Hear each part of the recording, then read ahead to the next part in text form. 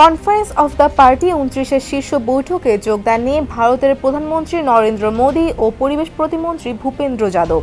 জানা যায়, পরিবেশ প্রতিমন্ত্রী কীর্তিবর্ধন সিং সম্মেলনে ভারতের প্রতিনিধিত্ব করবেন। 18-19 নভেম্বর COP29 যাবেন তিনি। ভারতে এমনিতে প্রতিমন্ত্রীদের খুব একটা গুরুত্ব নেই। অধীর চৌধুরী কেন্দ্রীয় প্রতিমন্ত্রী থাকার সময় বলতেন, প্রতিমন্ত্রীরা হলেন আধা মন্ত্রী, ফলে একজন প্রতিমন্ত্রী COP29 ভারতের প্রতিনিধিত্ব করার প্রশ্ন উঠেছে।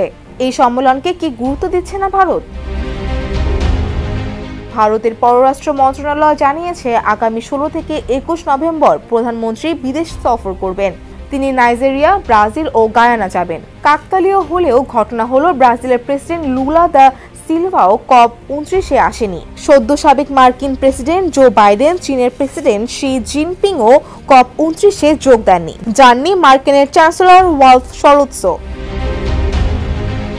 এরপর পরিবেশ বিজ্ঞানী বিল হেয়ার বার্তা সংস্থা এপিকে বলেছেন, পরিবেশ নিয়ে সিদ্ধান্ত কার্যকর করার ক্ষেত্রে রাজনৈতিক ইচ্ছাশক্তির অভাব দেখা যাচ্ছে। জরুরি ভিত্তিতে সিদ্ধান্ত নেওয়ার তাগিদটাই নেই।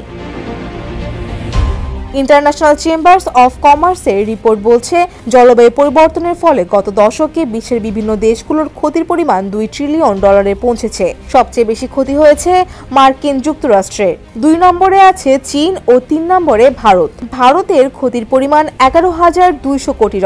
আর যে 3 দেশ সবচেয়ে বেশি ক্ষতিগ্রস্ত হচ্ছে, তাদের রাষ্ট্রপ্রধানরাই COP29 যোগ দেননি। ভারতের প্রধানমন্ত্রী নরেন্দ্র মোদী ও পরিবেশ মন্ত্রী ভূপেন্দ্র যাদব কেন COP29 গেলেন না, সে বিষয়ে সরকারিভাবে কোনো ব্যাখ্যা দেওয়া হয়নি।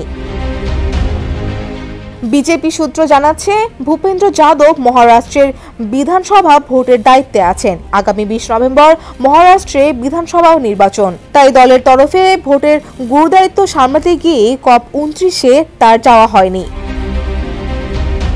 ওয়ালটনের পণ্য কিনে জিতে নিতে পারেন নগদ 20 লক্ষ টাকা। Double million offer! Walton fridge কিনে পেতে পারেন 20 লক্ষ টাকা। রয়েছে কোটি কোটি টাকার নিশ্চিত উপহার। 2022 সালে COP26 প্রধানমন্ত্রী ঘোষণা করেছিলেন, 2070 সালে ভারত জিরো এমিশনের জায়গায় পৌঁছে যাবে। ভারতের লক্ষ্য হলো 2030 সালের মধ্যে ক্লিন এনার্জির পরিমাণ 40 থেকে 50% বাড়িয়ে নেওয়া। ফৌজিয়া ফারিহা, ডেস্ক রিপোর্ট, সমকাল।